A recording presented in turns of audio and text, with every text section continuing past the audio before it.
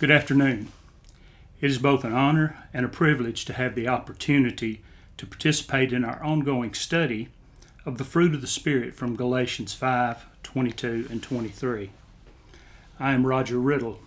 My wife and I have been blessed to be members of the Graymere congregation for over 40 years.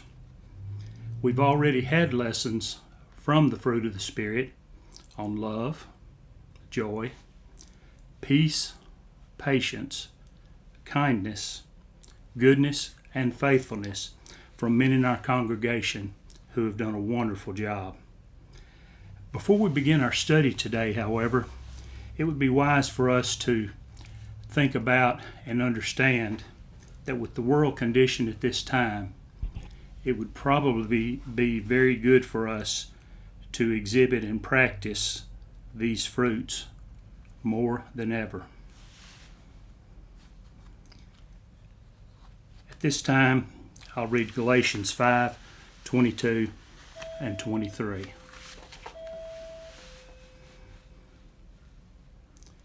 But the fruit of the Spirit is love, joy, peace, patience, kindness, goodness, faithfulness, gentleness, self-control.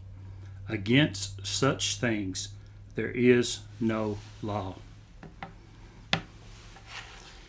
In the next few moments that we have together, we will hopefully be able to do the following.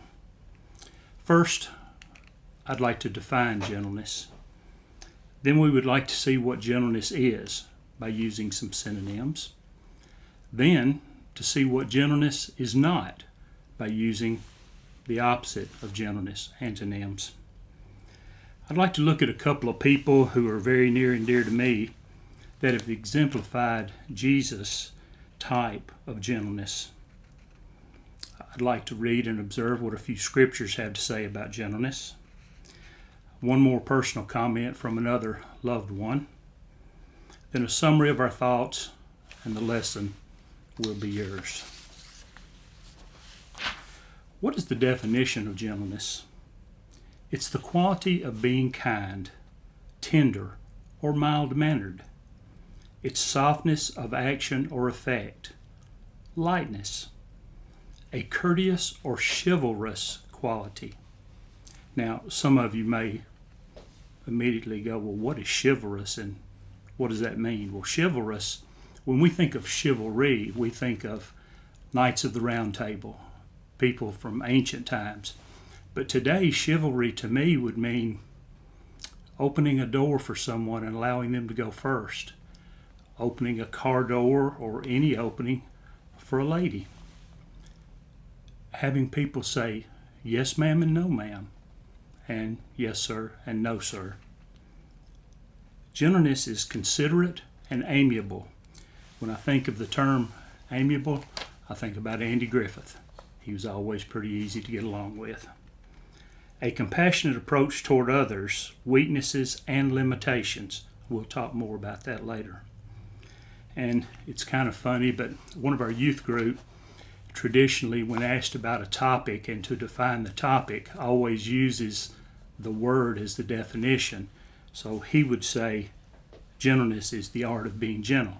While that's not wrong, it really doesn't encompass the full meaning of gentleness. Some synonyms, what gentleness is. It's tenderness, consideration, compassion, mildness, forbearance, kindliness, humaneness, softness, understanding, serenity, meekness, and calmness. I could go on because there's well over 200 words that have been used as a synonym for gentleness. One, however, is way down the list, and we're not going to talk about it right now. We'll talk about it in a bit, that I do not agree with. And what gentleness is not. Gentleness is not hardness or severity. It's not roughness or brutality. It is not abruptness, punishment, or implacability. It is not cruelty, sternness, vengeance, sharpness, or harshness.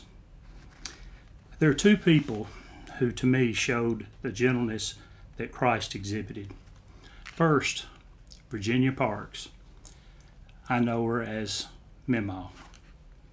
This was my grandmother on my mother's side. Now I know that some of you are wondering, because of the last name Parks, how I could use gentleness and Parks together, because those of you that know some of the Parks family know that sometimes they could be a bit boisterous, a bit rowdy, and sometimes perhaps not the best example of gentleness. However, in my grandmother's defense, she was married into the Parks family. She was a Jones by birth. She was truly a gentle soul. She was a great wife, a great mother, a great grandmother, and a great great-grandmother. She was also a wonderful cook. Her biscuits and red-eye gravy were unsurpassed, and her jam cakes around Thanksgiving and Christmas were legendary. From grade school to junior high school, I used to spend a lot of time on her and my grandfather's farm, and weekends and parts of the summer. I was around her quite a bit, and to my knowledge, I do not recall her ever raising her voice or being unkind to anyone. I only remember a few occasions when she exhibited an attitude that would fall outside the realm of gentleness. When I was young, probably around 8 years old, my sister was around 5, my mother and grandmother took us to see a movie. Now, I'll date myself later on in this lesson, but suffice it to say that was a long, long time ago. And this was a popular movie. It was a movie called Gone with the Wind. And toward the end of Gone with the Wind, if you've ever seen it, and spoiler alert, one of the main characters uses a mild profanity when he leaves the scene. Now, most of us today would really probably not even recognize it and not acknowledge it. But my grandmother, Mima, got so upset that it was all we could do to calm her down by the time we got home. She said it absolutely ruined the movie, and she saw no need for that to be injected or included in the movie.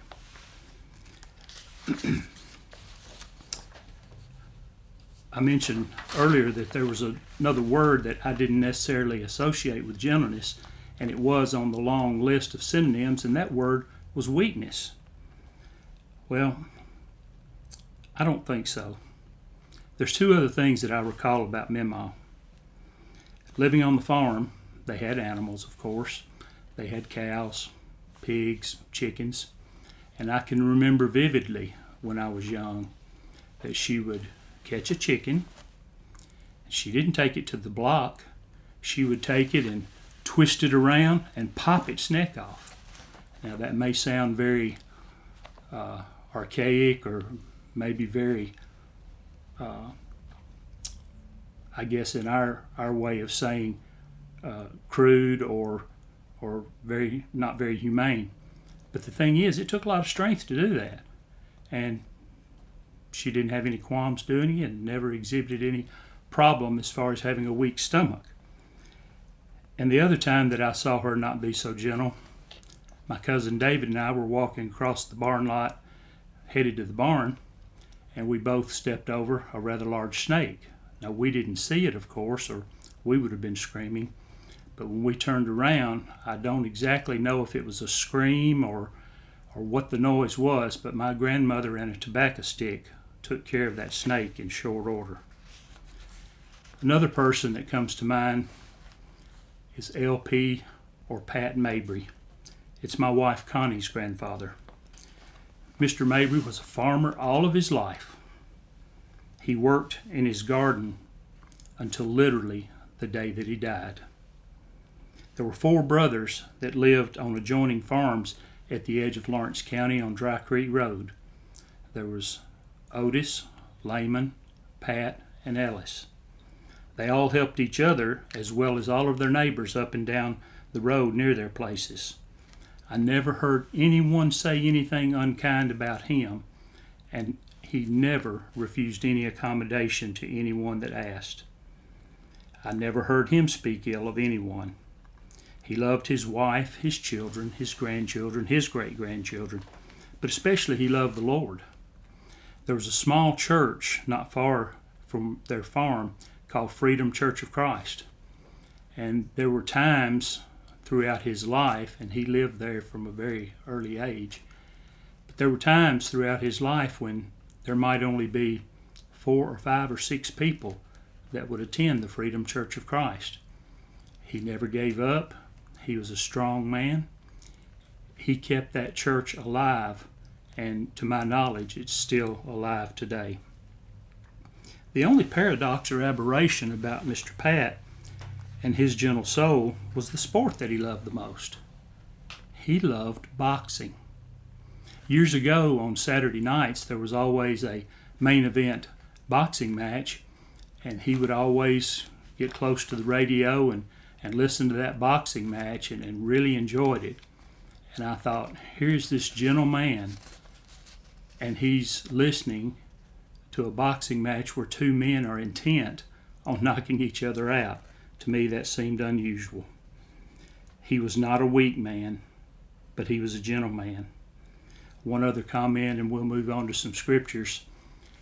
He had to be pretty strong because well into his 80s, he was still climbing up in the old tobacco barn. Now a few scriptures that talk about gentleness. 2 Samuel 22:36. You have also given me the shield of your salvation. Your gentleness has made me great. Talking about the shield, our help. Galatians 6:1. Brethren, if a man is overtaken in any trespass, you who are spiritual restore such a one in a spirit of gentleness, considering yourself, lest you also be tempted.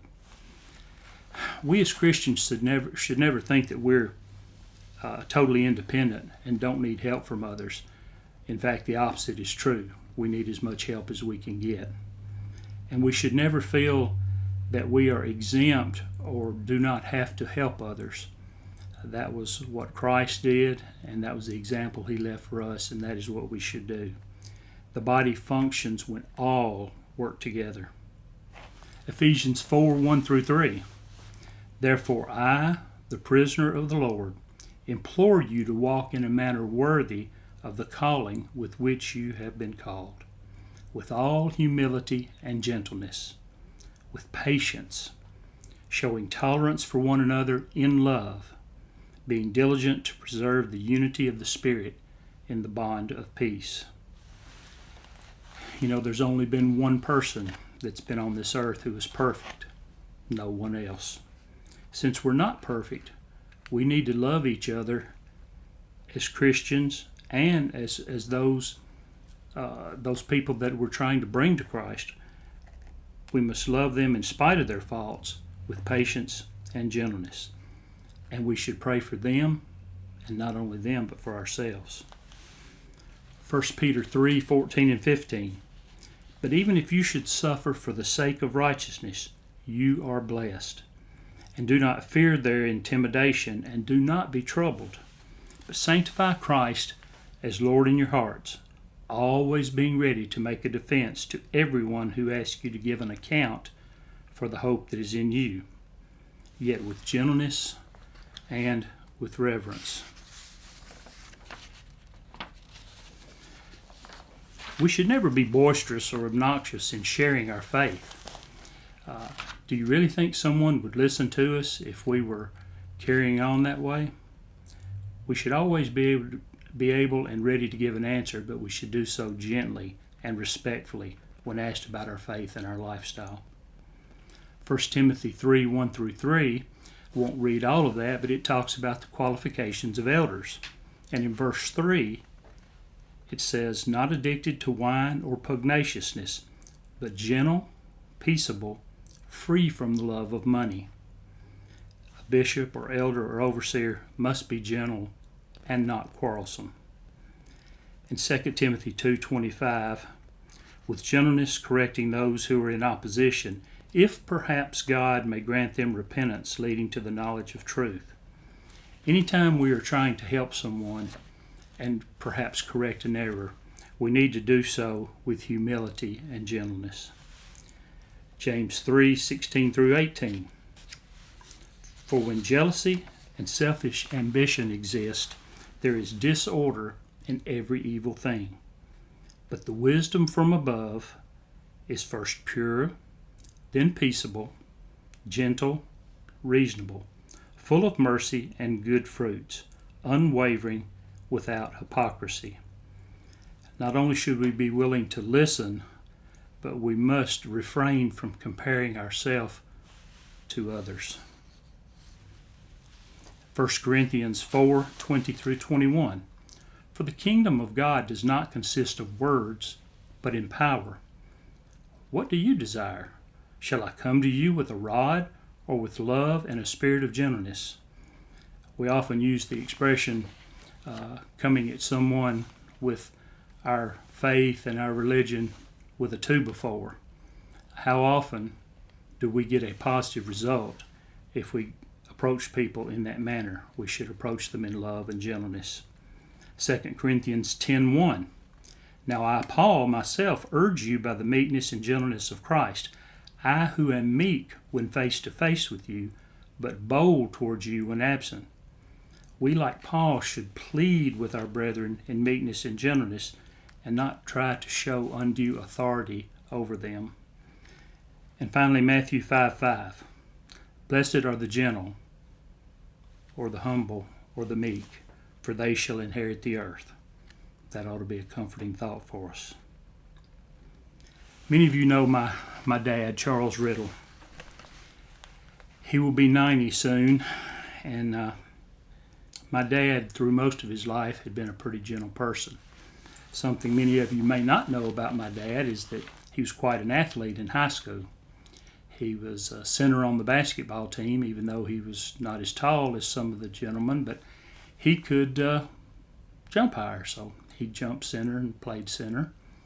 And in baseball, he was a pitcher, infielder, and outfielder, and was actually pretty successful as a baseball player. Played well into his 20s on some of the local community teams.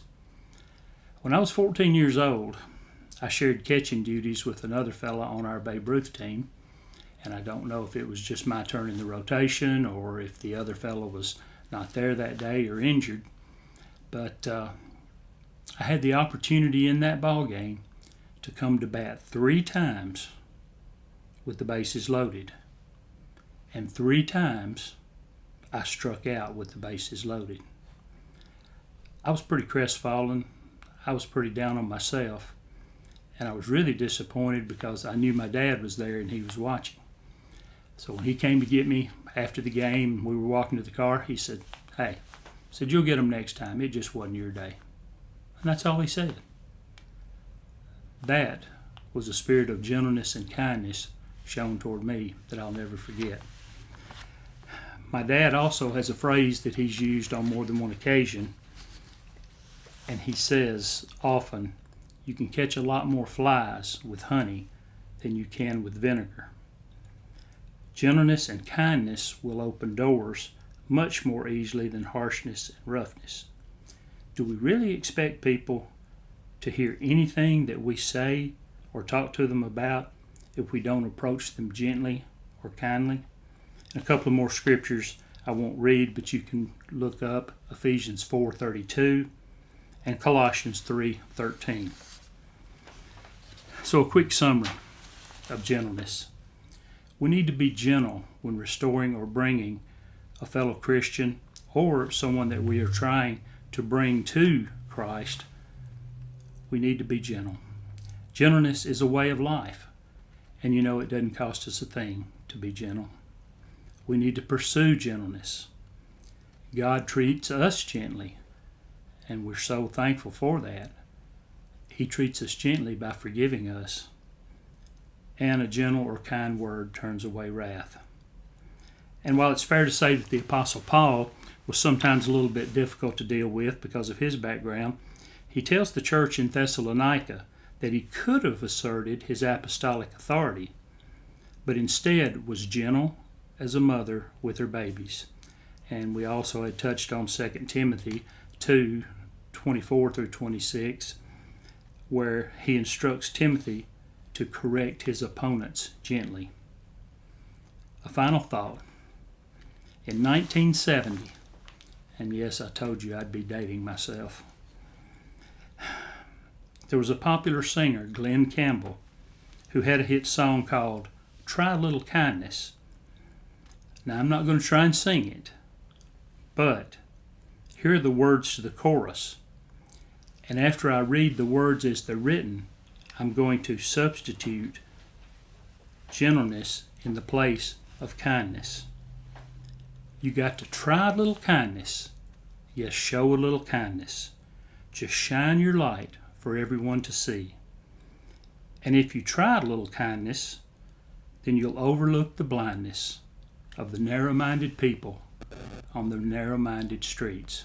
Now let's substitute gentleness. You got to try a little gentleness. Yes, show a little gentleness. And shine your light for everyone to see. And if you try a little gentleness, then you'll overlook the blindness of the narrow-minded people on the narrow-minded streets. Thank you for being with us today. Have a blessed week.